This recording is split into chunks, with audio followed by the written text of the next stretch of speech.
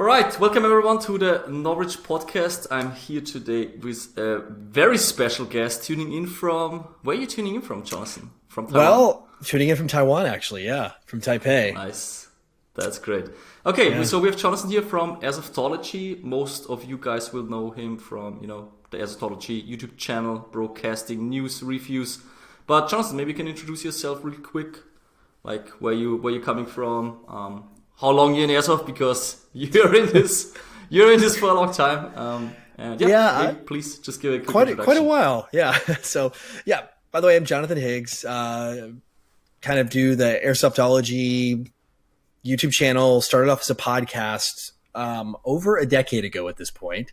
So I've been doing the media side of things for way more than 10 years. Been in Airsoft for probably actually truly playing around 14 or 15 years. So 4 or 5 before I started doing any of the podcasting, any of the media stuff. So I guess around 2005, 2004 is when I kind of really got into it. I was a collector, casual, just, order some bits and pieces from international stuff prior to that. Currently I'm in Taipei, Taiwan. I've been here for almost 3 years now. Actually, I think over 3 years. Prior to that, from United States originally. And that's where you and I first met, actually. It was in the U.S. when you came to visit many years ago. Exactly. Yeah. So, I've always seen you as the person who has probably one of the, best perspectives, or the widest range of perspective when it comes to the entire industry, because you are seeing the customer side, you see the business side of it, but now, with you being in Taiwan, you really see where the gun's coming from, where they're going, and what do people do with them. So I was wondering, how did your perspective on Airsoft change once you moved to Taiwan, and once you spent major time with factories, we actually see how those products are made, where they're coming from. Did it make you understand the sport a little bit better, or how did that change stuff for you? I think it changed quite a bit. I felt like a pretty good understanding of the Airsoft business prior to moving here.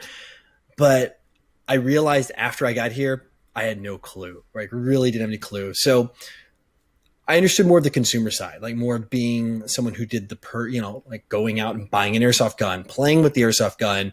And I think my channel at the time, what I was doing, reflected that. Being here, I see a lot more of how things are made, the business process.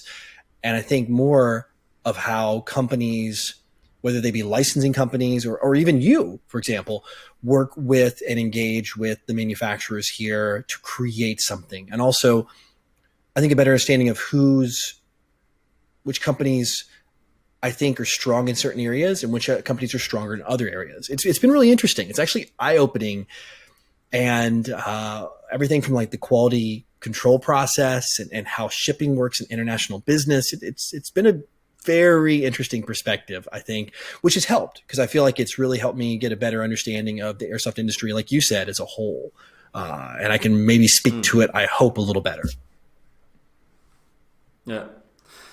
I think it was also quite a game changer for me to see how the stuff is made. And it also made me understand where the flaws of products are coming.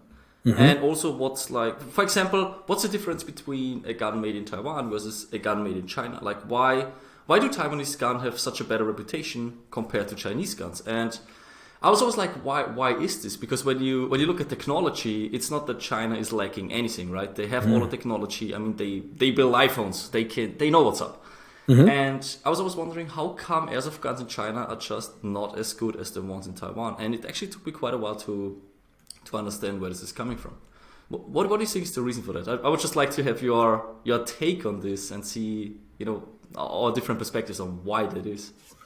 It's interesting, because the ability to create products in China has also shifted quite a bit in the Airsoft industry in the past 4 or 5 years, with laws being enforced. I'm not sure if enacted or forced. I'm not really up on China law, actually mainland China versus Taiwan law. But Airsoft in China, you have to have, from my understanding, a firearms license to manufacture. So that really limits geographically, the building has to have that license. So there's only a few places that can make it. And I think that's really changed the landscape of Airsoft. Mm-hmm. But when you said it comes to quality differences, I really think it comes down to, after living here and seeing how business works, probably one of the best examples I can give is you said iPhones, for example, are made in China, right? Well, Foxconn, everybody knows Foxconn's the company. Well, Foxconn's a Taiwanese company, but they're made in China, right? That's actually true. Right. Tesla has a factory. They have a gigafactory in China, right? And they're shipping to Europe. They're actually, I think, be shipping to your neighbor country here soon. I'm not sure if they're coming to yours, but I think, be going to Germany shortly. They'll be doing deliveries here in like a few months or in a month. But a lot of the management overlay in China in a lot of the companies is actually Taiwanese. And that's your management. I think the difference between, and that goes to reflect, I think, in the airsoft industry too, and you don't see that in airsoft. I think there's a difference there. I'm not belittling Chinese companies. There's a lot of them, but a lot of the companies that were based in the Canton region, which is, for those of you that aren't really up on geography, like Hong Kong area, and then up into mainland China, some of them have relocated here to Taiwan. You look at notable ones like King Arms, you look at notable companies like Aries, right? They're here too. They have presence here. And I think it comes down to one thing, and you'll probably know with me, you might agree with me, is the QC and the attention to detail. I think that's probably the bigger thing. And on the supply chain line, basically, because every manufacturer doesn't make every part of their gun, right? Like there's a company that puts it together, and then there's companies that supply them with the metal bits for here and the plastic bits for here, and they'll get the rubber bucking from this company. And I think it's the sum of the parts. And it comes down to all the suppliers and all the supply chain and the quality all the way down the line. I think it's QC, and I think it's volume. I think it's the speed and the attention to detail. I think that's the difference when you look at the difference between a Taiwan maker and a Chinese maker currently in the current environment. What about you? I'm kind of curious to hear yours because I don't have any direct manufacturing experience, right? I have an absolute difference. I mean, I do agree. I do agree with all points, but I think what it all boils down to is airsoft being legal in Taiwan and airsoft being illegal in China. I think that's the number one reasons. Because in Taiwan, the manufacturers have access to the community. They can, they meet them at fairs, they talk to them, they get feedback, they can receive back their broken guns. Like if they make something that breaks, that the Taiwanese population, the airsoft players of Taiwan, they're gonna bring the gun back to the factory, they're gonna say, that's the crap you built, like you better fix it. I paid, I don't know, $300 for this, so fix it and fix your product as well. While when you look at China, because playing airsoft in China is like absolutely illegal. Illegal to a point where, like, we're talking death penalty kind of legal, and prison 100%. It can go as far as death penalty. So, like, it's no joke over there. You don't leave a factory with an airsoft gun. You can produce there, like it's with the correct licenses. You're allowed to produce there. But basically, what happens is that the Chinese factories, or the Chinese manufacturers, they create a product and they export them, but this product can never go back. So if this product breaks, if this product is being used by an airsoft player, they can never really receive feedback. And because of the traditional airsoft, the way the airsoft industry is set up with distributors and retailers, usually the feedback from a customer sometimes gets lost between, it's like customer, retailer, distributor, manufacturer. And somewhere in this line, the feedback of the customer gets lost. And I think that's for me what it is. Also because in Taiwanese airsoft companies, airsoft players are working there. But when you go to a Chinese airsoft company, they sometimes, they literally they just have no clue what's actually being done with their product. Sometimes, not all of them. A lot of them are really up to date. They have their contacts in the Western world. They know what's happening. But that's how I've always been seeing it. The feedback loop is just missing. The feedback from the customer. And this is not the case in Taiwan. They just know what's up. That's an interesting perspective you have on that, because that is very different. Because I think you're going to have a different perspective on this simply because you are manufacturing. You have visited so many factories. You are a maker, right? You're not just slapping your name on product. You're actually going and engaging factories and working with them from the very beginning on designing products to your spec. So I think that's where your perspective is going to be different than mine. I'm going to look more, I guess, macro, but I think back to my point, you can be very successful working with Chinese factories as well. And case in point, you look at companies like Umarex, you look at companies like Cybergun, right?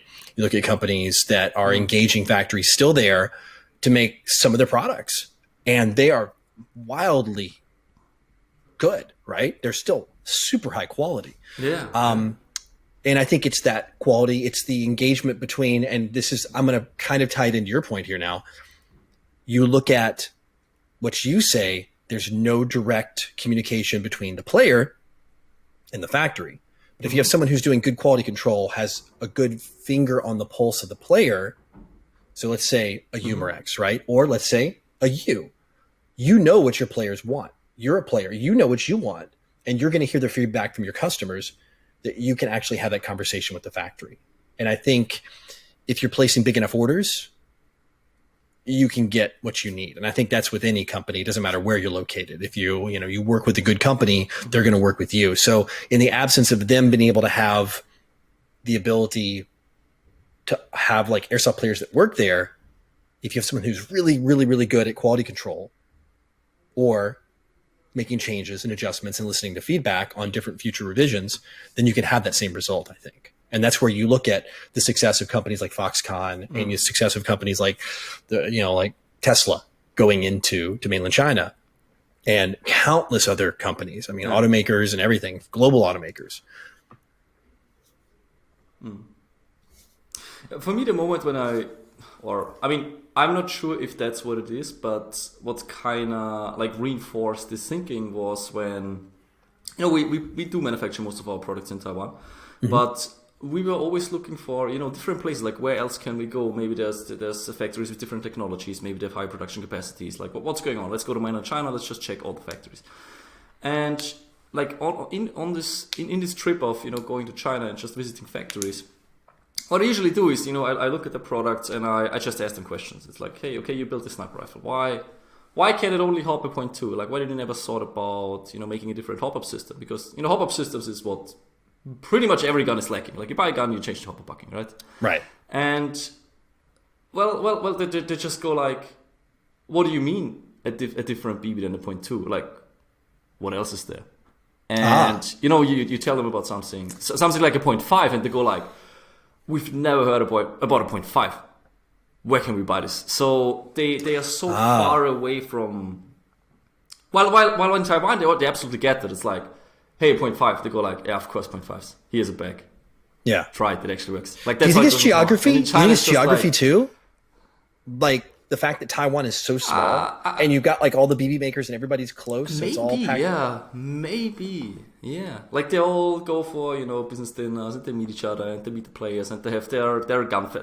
Like fairs is also not a thing in China. I mean, the Chinese manufacturers, they're meeting at IWA once a year, while the Taiwanese ones is like the Moa show, there's the Hua show, there's certain other small gatherings of those manufacturers. They even have like a, how's it called, like the Taiwanese Airsoft Association or something like this, where they all kind of like try to make sure of the laws in Taiwan, that everything's worked out. I think when that incident was happening with Chi, and their like gas sniper rifles shooting, I don't know, like 16 joules on some ridiculous gas. Yeah, I think they all kind of like held together and tried to make it work. Yeah, that was a really interesting one because they were using a gas that is definitely not anything that you or I are going to have access to. I mean, they were using something like off the charts to test that thing with. So I think it was like a direct feed. I mean, I'm pretty sure it was like direct, unregulated, like from a high pressure air tank, like 3000 PSI, like straight feed it or something. It was nuts what they were using. So, but yeah, I think you're right. I mean, definitely Taiwan's, the association here is mature. The Taiwan Airsoft, the TWAA, absolutely. The manufacturers all do talk with each other. I mean, absolutely. Even ones you think that are competitors that would like normally hate each other in traditional business sense because they're competition. They don't. They communicate, and I think that is part of it, right? And it's very mature here. And I think also maybe if you look at the culture in Taiwan, there is a little more of I think the feel from like Japan, the culture of Japan has just trickled in a little bit into Taiwan and a little bit of the West in here too. And airsoft being so huge in Japan, I think a lot of that has kind of eked in as well. Yeah. Very similar to the US. A lot of the Japanese It's also, culture is I eked think into the it's US also, as well. It's also language. It's also language a lot, I think. When you, like the average, I wouldn't say the average Taiwanese Airsoft, but the average Taiwanese factory employee or manufacturing employee speaks English. I wish that would be the case. Because it's not. Yeah. But people do speak a lot more English than they do in China. Yeah. I think that's also where there's like a little bit of communication lag. Because if as soon as you speak English, you can write English and read English, you can go in forums, you can see what's up with your products, what do people say about it. You go on Reddit, you go on Facebook, you go on whatnot. But then you're in China and it's like, you can't go on Facebook because it's bad. Yeah. You can't go on Reddit. I think it's bad as well. It's all bad. Everything. And then Yeah, everything's you're also lacking all the language. disallowed. Yeah, it's Right. like they just try to cut all the information channels. There's no exchange, and that, I think that's not really. Yeah, you're right. I mean, But anyways, there is no direct feedback from the customer. Talking about, yeah, exactly. Yeah. So talking about airsoft being illegal, what's your take on the whole Australian thing that went on? Yeah, on the channel? once Have you heard said about it? illegal, I was like, well, I know where this next question's going. That was a shock, I think. I really think when it comes down to knowing some of the players, you grabbing some grab your controller there. Yeah, just grabbing some charger. There was some good progress being made in the gel ball world, right? The gel blaster, and it was. I felt like with the lobbying, with the community, with a lot of stuff going on, there was progress as a gateway using the gel blaster as the way to show, hey, we can be responsible doing this. This isn't such a bad thing. Yeah. Let's start doing airsoft. I think it was a shock to me. It was really a shock. And I think it was probably something that was going to happen inevitably. I mean, obviously the government there is very anti-airsoft, anti anything that looks like it could be a real gun. And it's very disappointing because I really felt like Australia was finally going to have their shake, and airsoft was on the cusp. In maybe 2 or 3 more years, we were going to be able to have a real airsoft community there finally. And it's surprising they changed it, especially considering their neighbor country that it's allowed. So I was just kind of like a little shocked that they weren't that strict. But I think it all goes back to, I guess, I'm not super up on Australian law, but I know there was like a big gun law a long time ago, years ago. Everybody they basically forced everybody to turn in their firearms, and that has been kind of the push there ever since to deal with violent crime and things like that. Mm-hmm. So they've tried it in the States, in some cities. Yeah. So for you guys out there who are maybe not familiar with the story, it's basically, airsoft was illegal in Australia since I can remember, basically.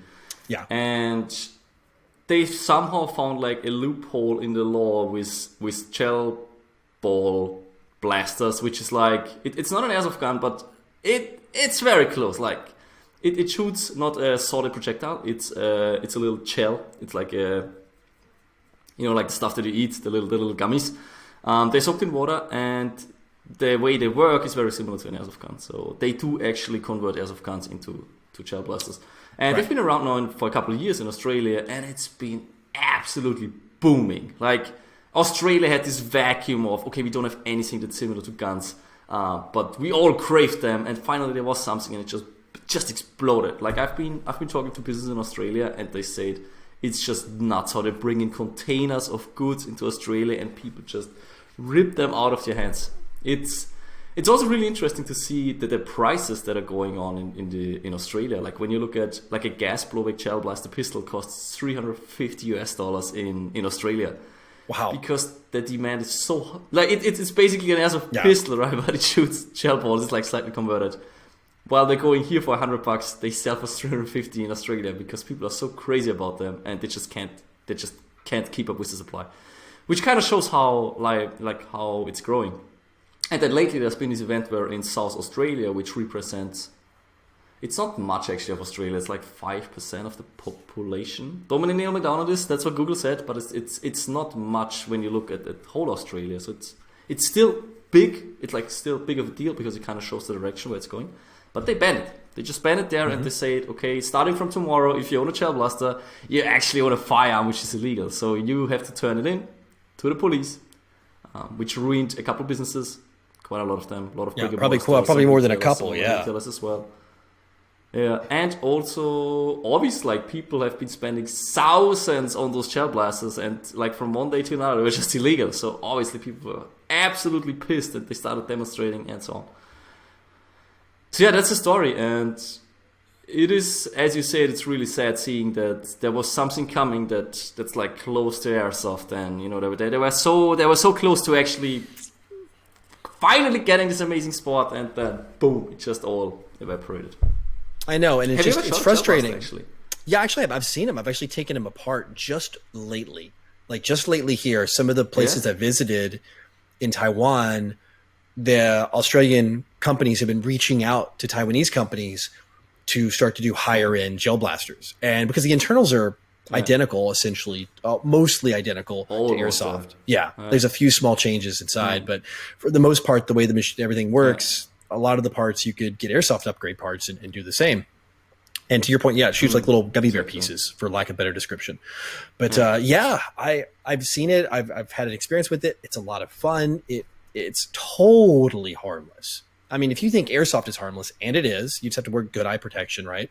And just be smart with muzzle awareness and things like that. Gel blasters are like, you got like paintball pain level, Airsoft pain level, and like gel blasters like down here with Nerf. I mean, it's like, it's fun. And it's funny that you say that, because I got shot by a gel blaster. I think it hurt like a motherfucker. Really? I don't think it's far. Yeah, no, I think a gel blaster is not. And that's what I found so funny about it. But how far away? How far away did you get shot, though? That's the question. Like 10 meters. I got full auto 10 meters away. Full auto. And I mean, like those gel balls are. Don't name me down on it, but I think it's 0.2s. Yeah. It's 0.2s, and they fire them at around 300 FPS, which, you know, is like equally to, you know, a stock Maruy gun. And if you got shot at CQB by like a high capper, like it's painful. And I guess my perspective they are is softer. Go ahead. Maybe, I mean, maybe I don't know what you play with, but I like, from a pain perspective, I don't think it's any different actually, and that's what I found so funny about it. That it's like people see it as something that's not dangerous at all. Like, you know, it's just water, it's just gel, right? But then when you get shot by it, it's like, motherfucker, it's actually hurts. I think it's because it doesn't bounce like Airsoft when you get hit. I think it's a couple things. I think I have two ideas. One, you play in a t-shirt, man. I see your videos. Like any chance you get, you're just like in a regular t-shirt and that's it. I usually play in a bit more gear, so maybe that's a little different, a little thicker. Maybe. The second thing is that I think, to your point about the pain, when it hits you, like the energy transfers, right? A lot better than an Airsoft BB. The BB bounces. That's kind of why paintball is like, once it hits and it breaks on you, like the paintball, like the energy transfers into you. And that's like a very high pain level, because all the energy just goes into you. It's like, it's like the hollow point. It's like the hollow point of Airsoft. And you did get full autoed. I didn't get full autoed. That's also a big difference too. So No, I was like, you know, I was laughing at it. Little chairs, you know, for kids.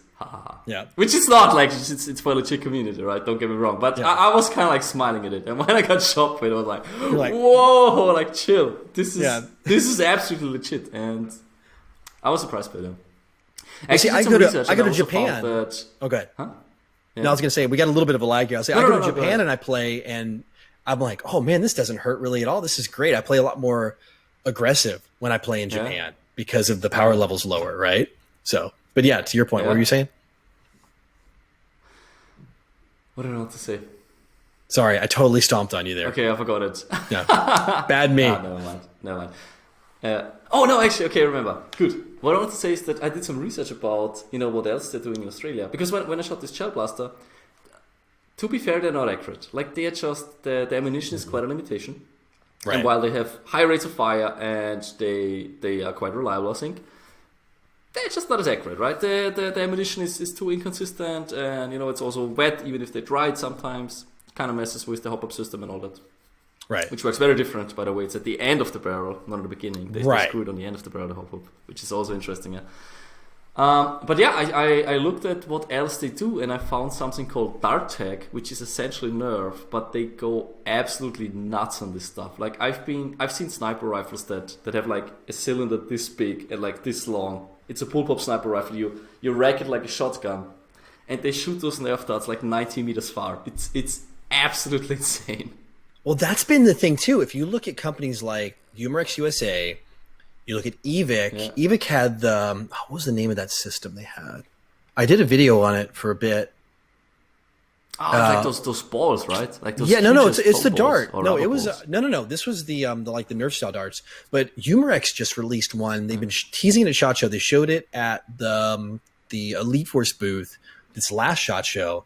It's called Rekt, REKD, and they're making it somewhere in China, I believe, maybe Taiwan. I'm not sure where they're actually producing these things, but it's a CO2 powered Nerf system.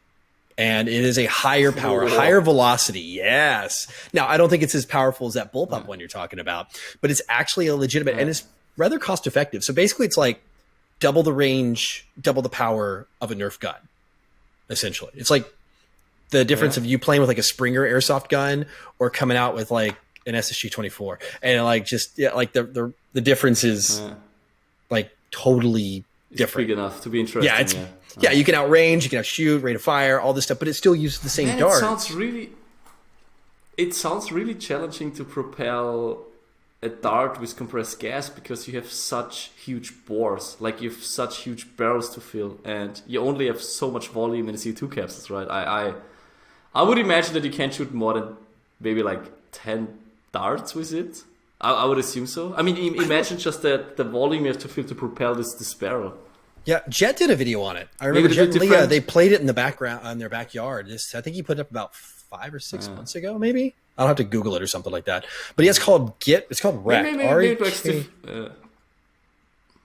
I'll look it up. Maybe it works differently. Maybe it's not just the gas directly on the dart, because also the dart doesn't seal very well. Maybe it's like a cylinder pushing it out, and that you can decrease the surfaces on where the gas is acting. Maybe they can get it gas efficient.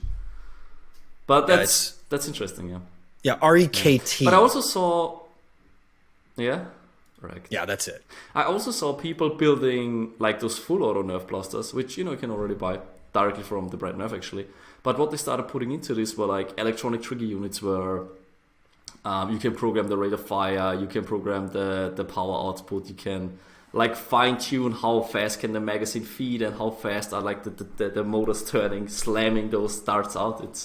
It's really interesting what if you give people certain limitations, like in Airsoft as well, like we are limited in power, how technology tries to make something that shoots really far and really accurate with the given limitations. Right. I think that's just interesting. Yeah. And it is. It's like we can always do this, but we still gotta make something amazing that's gonna shoot and that we can play with. So humanity always finds a way to kind of like create something they can shoot each other with. Well, that's the thing. It's everything. Like they've been tuning Nerf. They've been tuning Nerf stuff for years. Like the guy that started the airsoft shop that I learned how to tech at many years ago. He was into Nerf teching before he even got into airsoft. So he's been doing that. It's been around for like decades. But no, I looked up the Rekt thing, the REKT, and it uses 2 CO2 12-gram cartridges in there. So that's where you're getting your power from. Oh, okay. You get a pair of them, and it looks like an M4, but it's just bright blue or bright red. Yeah. It's very funny how people try to, because it's never really like written down when it looks like a real gun, and they try to make the shapes the same and then they make them colorful, or they make them black and they get the shape absolutely wrong, not wrong but just different. So it's just very fun to see what the law does with the products and how there's always a way around it. People just there's always. I mean, even when you look at real firearms, when you look at something like a bump stock, I mean, how much creativity do you need to have to create something like a bump stock? You would never make this if the law wouldn't be there. Exactly. Right? So, no one would have spent the hours it took to figure out how to make the bump stock work. And if you guys and gals don't know, it's exactly. basically a stock that has like a little bit of a bounce to it. So every time it recoils, it pushes it back and it lets you fire it again. So it kind of lets you simulate full auto shooting with the semi-automatic gun. That's how a bump stock essentially works. But it gets around the law. Yeah. Very close to full auto. Yeah. They're kind of tricky to learn at first. I was shooting them at SHOT Show at the range day, and it took me a little bit to get it right. Yeah. You have to pull forward. It's not easy. Yeah, it's kind of a weird thing. All right, we're getting to the end of the podcast. Jonathan, few last words for the audience. All right. Well, man, first off, thanks for having me on. You know, it takes me back to the roots when I started doing podcasts. I kind of miss this, you know, like this format and everything. Okay. It's good. And it lets me kind of talk about things. Usually I'm the one just delivering to a camera solo. So it's nice to have a little dialogue. But no, I appreciate you having me on. Thank you so much. It's been an honor and a blast. And I think I'm your first guest, right? I think maybe, yeah. One of the, I mean, we already did two, but we didn't publish one yet. So you might be the first one if you're lucky. We'll see. Maybe. We'll see if we do. Maybe, yeah. Fingers crossed. Yeah. Okay, guys. If you want to check out Jonathan's channel, you know, you can find him on YouTube at Airsoftology. Also, if you want to check out his patches, like Jonathan has an insane patch collection, you know, which he's offering at his shop. Super cool designs, unique stuff. Go check it out. And of course, you know, Instagram, Facebook, all the good stuff. Just look up Airsoftology. Google it. You will find the shop. You will find all the media. So go check it out.